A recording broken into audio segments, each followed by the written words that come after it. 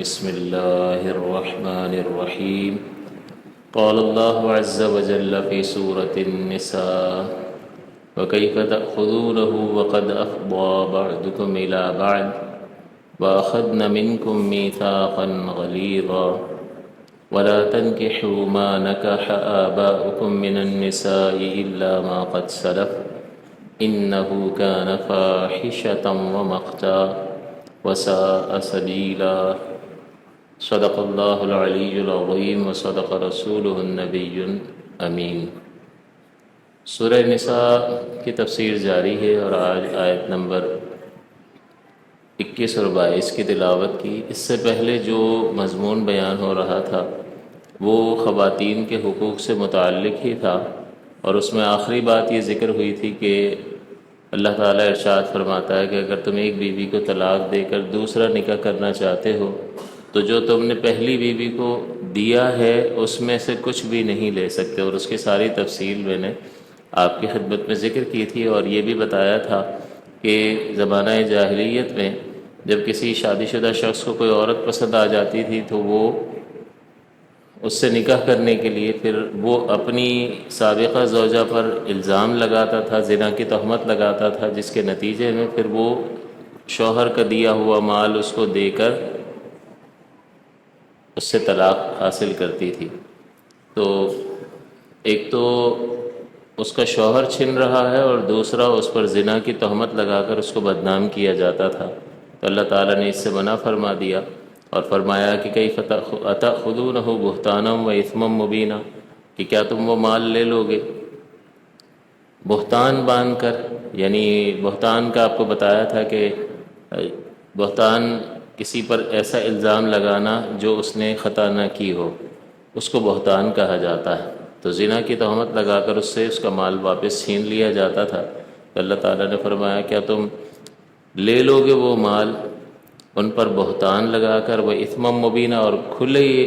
کھلی نافرمانی کے ساتھ. تو اللہ تعالیٰ نے اس سے منع فرما دیا. اور مزید اللہ تعالیٰ نے یہ فرمایا کہ وَكَيْفَ تَأْخُذُونَهُ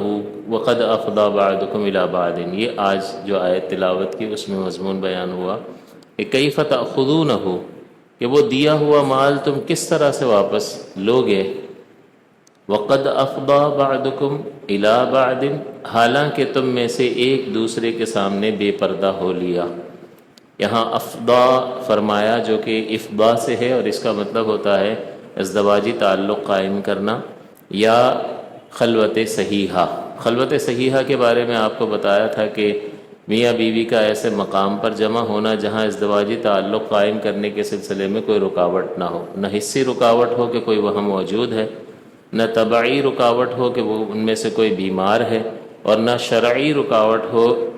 یعنی کسی نے روزہ رکھا ہے یا خاتون حالت حیض میں ہے. تو نہ شرعی رکاوٹ ہو، نہ طبعی رکاوٹ ہو، نہ حصی رکاوٹ ہو، اور یہ ایسے مقام پر جمع ہو جائیں تنہا. اگرچہ اب تعلق قائم نہ کریں تو یہ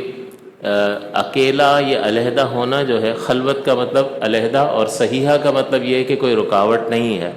تو جب خلوت صحیحہ ہو جائے تو یہ ازدواجی تعلق کے قائم مقام ہوتی ہے. اور پھر ایسی صورت میں ایسی تنہائی جب حاصل ہو جائے تو مہر مؤکد ہو جاتا ہے، یعنی اب مہر میں کوئی کمی نہیں ہو سکتی. اب اگر بغیر تعلق قائم کیے ہوئے بھی شوہر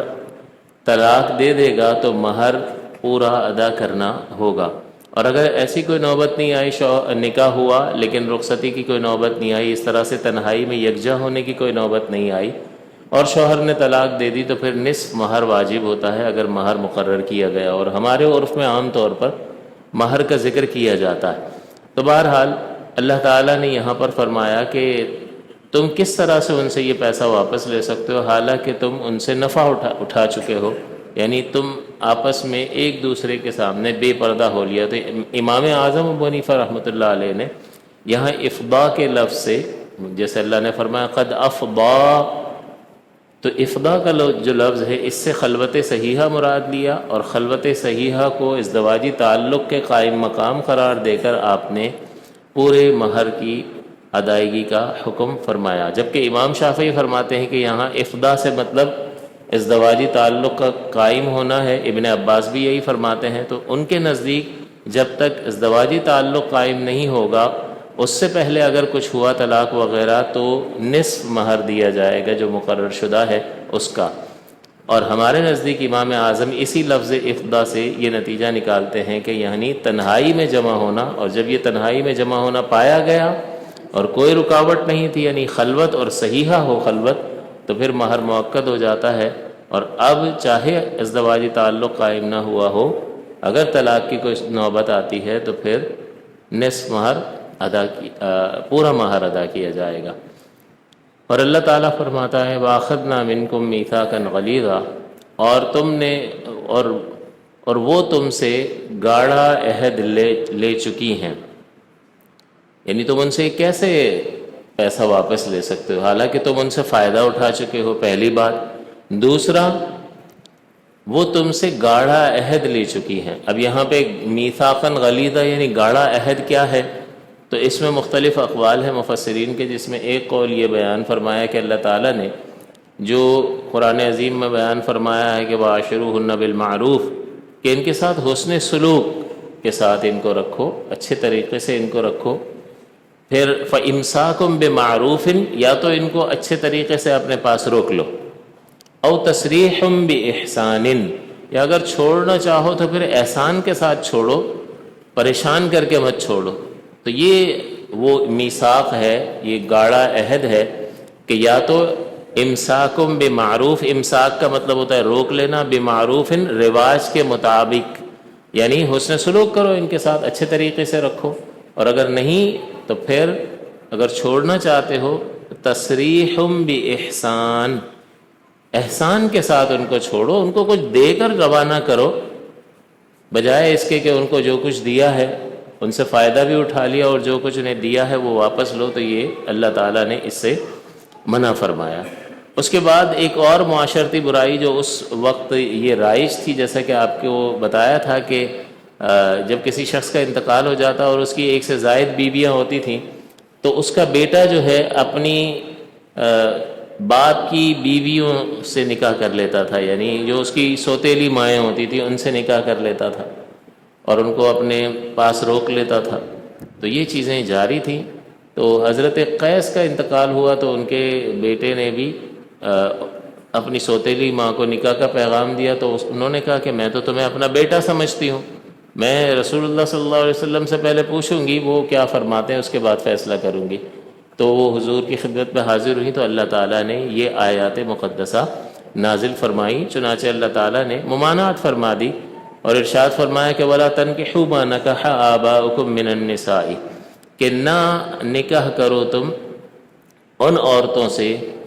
جو تمہارے باپ کی منکوحہ ہیں، باپ یا دادا کی۔ مَا نَكَحَ آبَاؤُكُم، آبا میں باپ بھی آ گیا اور دادا بھی آ گیا، اور اوپر والے جتنے بھی آبا ہیں ان کی ازواج سے نکاح کرنا جائز نہیں ہوتا ہے۔ اللہ تعالیٰ نے منع فرما دیا الا ما قد سلف، مگر وہ جو گزر چکا، جو ہو گیا سو ہو گیا، اس کے علاوہ میں نکاح نہیں کیا جا سکتا۔ اب یہاں جو نکاح کا لفظ فرمایا ما نکاح، تو یہ نکاح کا جو لفظ ہے اس کا آپ اگر لغوی معنی دیکھیں گے، ڈکشنری والا معنی، تو اس کا مطلب ہوتا ہے ازدواجی تعلق قائم کرنا۔ عورت سے تعلق قائم کرنے کو نکاح کہا جاتا ہے عربی میں، اور بعد میں چونکہ یہ ہمارے ہاں جو معاہدہ ہوتا ہے، نکاح جو ہم پڑھاتے ہیں، تزوج جو شادی کرتے ہیں، شادی کو بھی نکاح اس لیے کہتے ہیں کہ یہ ازدواجی تعلق کا سبب ہے۔ تو اس کا حقیقی معنی جو ہے تعلق قائم کرنا ہے، مرد کا عورت سے تعلق قائم کرنا، اس کو عربی میں نکاح کہتے ہیں۔ پھر اس شادی کو بھی نکاح اس لیے کہہ دیتے ہیں کہ یہ اس تعلق کا سبب بنتا ہے۔ تو یہ اس کا مجازی معنی ہے، حقیقی معنی جو ہے وہ تعلق قائم کرنا ہے۔ تو یہاں پر علماء نے جو نکاح کا معنی لیا وہ تعلق قائم کرنا معنی مراد لیا۔ اس کا نتیجہ یہ نکلے گا جیسے اللہ تعالیٰ یہاں فرماتا ہے کہ وَلَا تَنْكِحُوا، اور تم نکاح نہ کرو، بیٹوں کو منع کیا، مَا نَكَحَ آبَاؤُكُم، جن سے تمہارے باپ دادا نے تعلق قائم کیا ہو۔ اب وہ تعلق چاہے نکاح کر کے قائم کیا ہو تب بھی بیٹے کے لیے وہ عورت حرام ہو جائے گی، چاہے وہ اس کی باندی ہو، باپ کی باندی ہو، پہلے باندیوں کا دور تھا، غلاموں کا دور تھا، تو باندیوں سے نکاح کرنا جائز ہوتا تھا، تو باپ کی باندھی تھی، اس نے اس سے تعلق قائم کیا ہو، تب بھی باپ کے انتقال کے بعد وہ مال وراثت کے طور پر جب بیٹے کو ملے گی تو بیٹا اس سے تعلق قائم نہیں کر سکتا، اس لیے کہ اللہ نے فرمایا لا تنکحوا ما نکح آباؤکم، کہ تم نکاح نہ کرو ان سے جن سے تعلق قائم کیا۔ تو دوسرا جو ما نکاحا میں نکاحا ہے، نکاح کا جو لفظ ہے اس کا ترجمہ ہے کہ تعلق قائم کرنا، کہ جن سے تمہارے باپ دادا نے تعلق قائم کیا ہے ان سے تم نکاح نہیں کر سکتے۔ تو چاہے وہ نکاح کے طریق پر تعلق قائم کیا ہو، باندی سے تعلق قائم کیا ہو، یا معاذ اللہ کسی شخص نے باپ نے زنا کیا ہو، تو اب بیٹا اس زانیہ سے نکاح نہیں کر سکتا کیونکہ باپ اس سے تعلق قائم کر چکا ہے۔ تو یہ تینوں صورتیں اس کو شامل ہو جائیں گی جب یہ نکاح سے اس کا حقیقی معنی جو لغوی معنی ہے وہ مراد لیا جائے گا۔ تو ہمارے نزدیک جو ہے احناف کے نزدیک یہ تینوں طرح داخل ہیں، بلکہ یہ بھی داخل ہے کہ اگر باپ نے کسی عورت کو بلا حائل شہوت کے چھو لیا ہو جس سے حرمت مصاہرت ثابت ہو جاتی ہے، تب بھی بیٹا اس سے نکاح نہیں کر سکتا ہے۔ کسی عورت کو باپ نے اگر بلا حائل چھو لیا ہو شہوت کے ساتھ تو یہ حرمت مصاہرت ثابت ہو جاتی ہے، اور پھر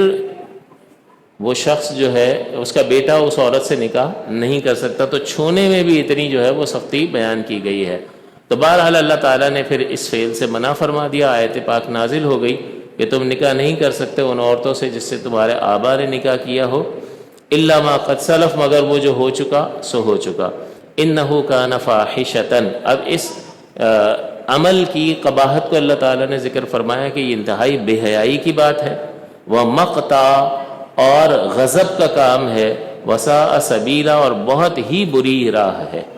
تو لہٰذا اللہ تعالیٰ نے اس کو بالکل منع فرما دیا۔ تو اس میں اگرچہ یہ پہلے دور کے اعتبار سے ہے، لیکن اس میں اس اعتبار سے ضرور ہے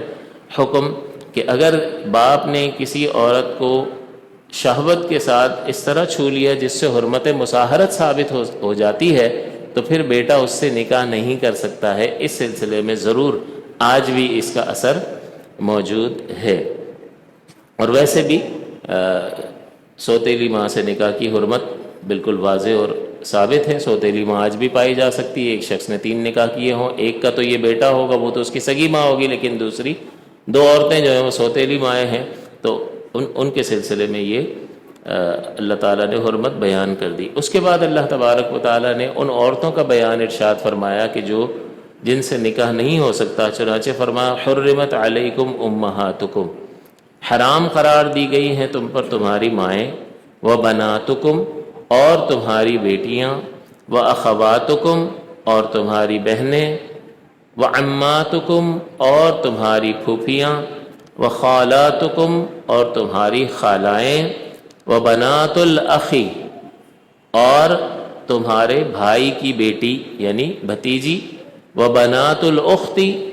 اور تمہاری بہن کی بیٹیاں یعنی بھانجیاں، وامہاتکم اللتی ارضعنکم،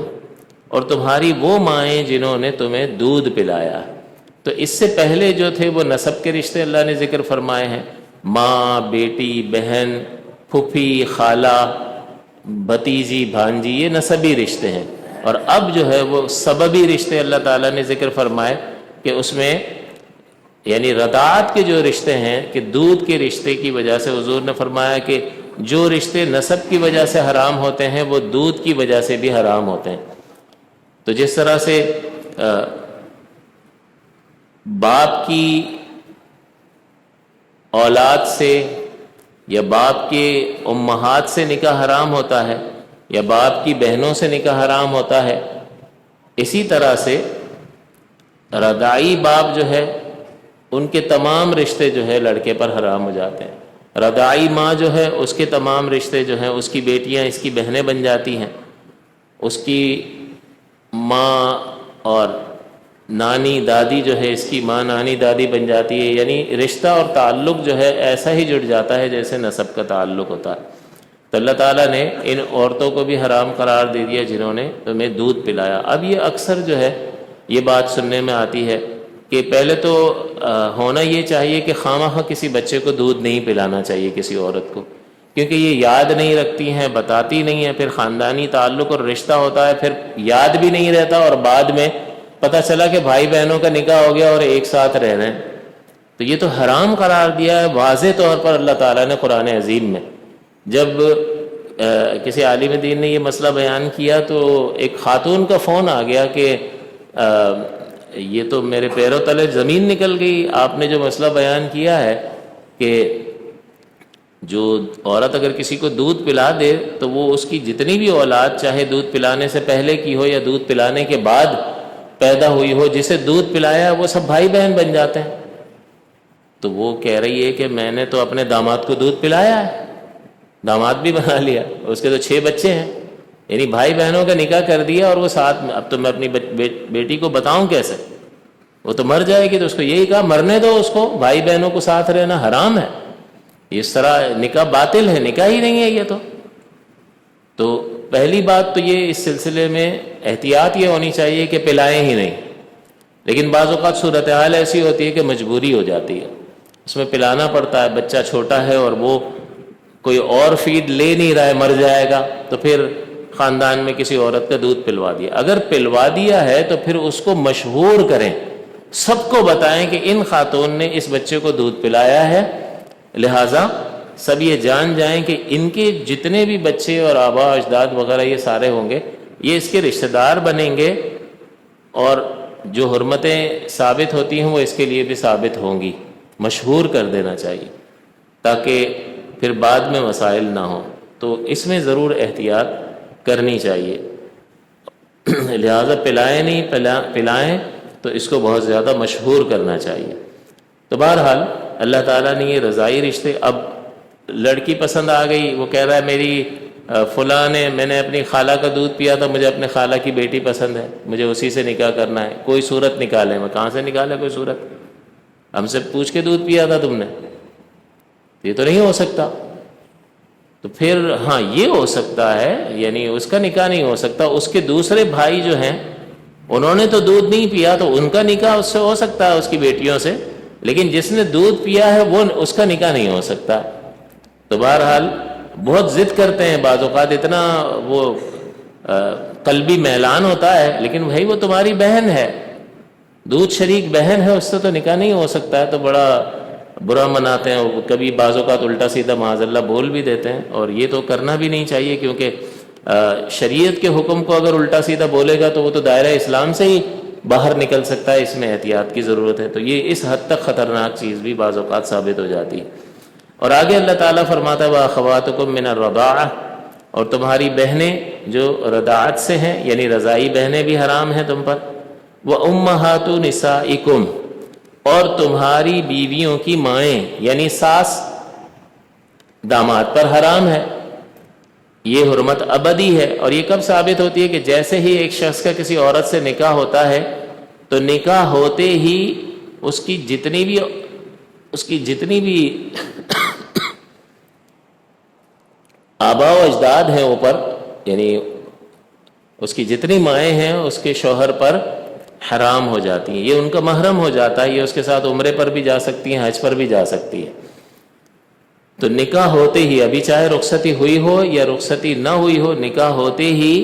داماد اور ساس جو ہے اس میں حرمت مصاہرت کا رشتہ ثابت ہو جاتا ہے، اور یہ محرم ایک دوسرے کے گویا کے، اور یہ ابدی حرمت ہوتی ہے۔ اور اس میں آپ کو پہلے بھی ایک بار یہ بتایا تھا کہ جب ابدی حرمت ہوتی ہے تو پھر پردہ کرنا واجب نہیں ہوتا ہے۔ جس عورت سے نکاح ہمیشہ کے لیے حرام ہو ان کا آپس میں کوئی پردہ نہیں ہوتا، جیسے باپ اور بیٹی، بھائی اور بہن، خالہ اور بہن کا بیٹا، اسی طرح سے پھوپھی سے نکاح حرام ہے تو ان کے درمیان پردہ نہیں ہوتا۔ تو جس سے ہمیشہ کے لیے نکاح حرام ہوتا ہے نسب کے طور پر، اس میں پردہ کرنا منع ہوتا ہے، اور جس میں یہ دودھ کے رشتے ہوتے ہیں اس میں بھی یہ ہمیشہ کی حرمتیں ہوتی ہیں، اس میں بھی پردے کی پابندی نہیں ہے، لیکن جہاں پر اگر چاہے تو کر بھی سکتے ہیں، لیکن شریعت لازم نہیں کرتی۔ پردہ کہاں لازم ہوتا ہے؟ عورت و مرد کے درمیان، کہ جہاں ان دونوں کے درمیان نکاح ہو سکتا ہو۔ تو نکاح اگر ہو سکتا ہے تو پردہ کرنا ہوگا، اور نکاح ہمیشہ کے لیے اگر حرام ہے، کسی صورت جائز نہیں ہے، تو پھر پردے کی ضرورت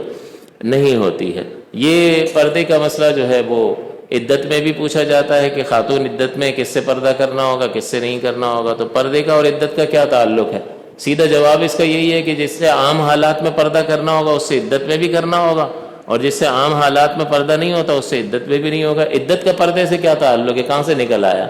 یا آج ہی جو ہے پردہ کرنا ہے، باقی جیسے ہی دوپٹہ اتار کے جیسے چاہے نکل جائے، عدت میں اس کو کرنا ہے پردہ، باقی نہیں کرنا، یہ تو نہیں ہوتا۔ جس سے پردہ ہے عام حالات میں اس سے عدت میں بھی ہے، اور اس کے علاوہ میں جس سے نہیں ہے تو اس سے عدت میں بھی پردہ نہیں ہے۔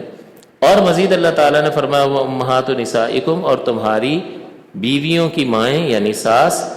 وَرَبَائِبُكُمُ اللَّتِي فِي حُجُورِكُم مِّن نِّسَائِكُمْ الَّتِي دَخَلْتُم بِهِنَّ۔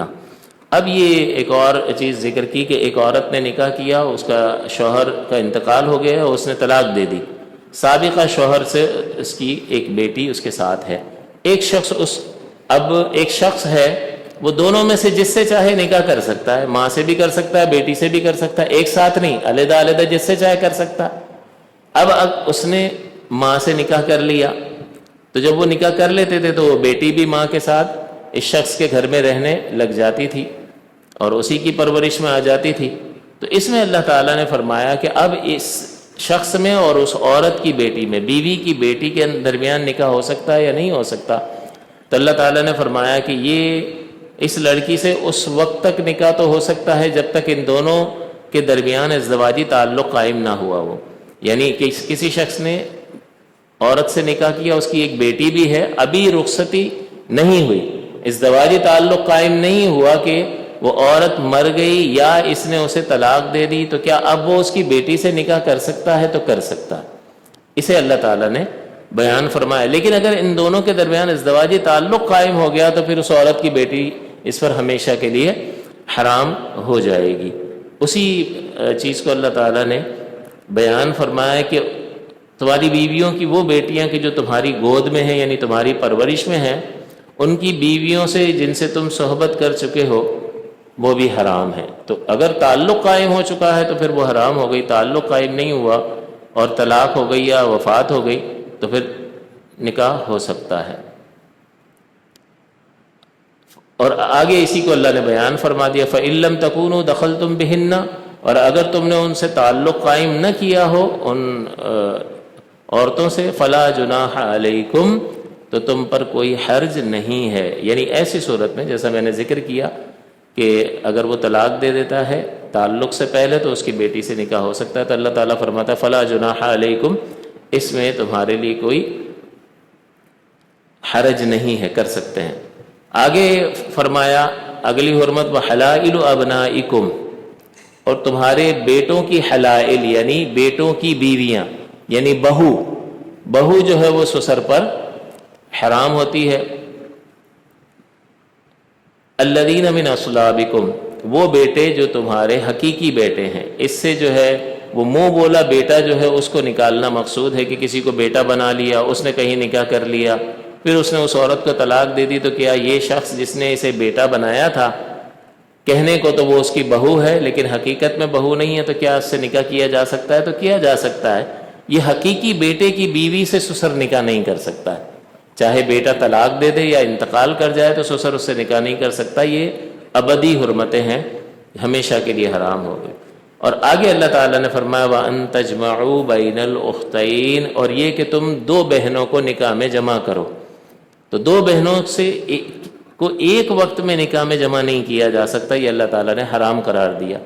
ہاں یوں ہو سکتا ہے کہ ایک سے نکاح کیا اور پھر اس کو طلاق دے دی یا اس کا انتقال ہو گیا اور پھر اس نے اس کی دوسری بہن سے نکاح کیا تو پھر وہ ٹھیک ہے۔ حضرت عثمان غنی رضی اللہ تعالیٰ عنہ کے نکاح میں سرکار دو عالم صلی اللہ علیہ وسلم کی دو صاحبزادیاں نکاح میں آئیں، جس کی وجہ سے آپ کو ذوالنورین کا لقب عطا ہوا۔ تو یہ دو بہنیں آپ کے نکاح میں آئیں، لیکن یہ کے بعد دیگرے کے ایک کا وصال ہوا اور اس کے بعد نبی اکرم صلی اللہ علیہ وسلم نے دوسری بیٹی آپ کے نکاح میں دی، لیکن ایک وقت میں دو بہنوں کو ایک ساتھ نکاح میں جمع کرنا یہ درست نہیں ہے، جائز نہیں ہے، حرام ہے۔ الا ما قد سلف، مگر وہ جو ہو چکا، ان اللہ کان غفورا رحیما، بے شک اللہ تبارک و تعالی بہت بخشنے والا نہایت مہربان ہے۔ یہ حرمتوں کا بیان تھا، یہ آج الحمدللہ اللہ تعالیٰ کی عنایت سے چوتھا پارہ ہمارے درس کا مکمل ہو گیا، اور انشاءاللہ اگلے درس اگلے جمعے تو میلاد النبی کی انشاءاللہ محفل ہوگی، اور اس کے بعد جو ہے ہم انشاءاللہ 5ویں پارے سے اپنے درس کا آغاز کریں گے۔ اللہ تعالی ہم سب کو عمل کی توفیق عطا فرمائے۔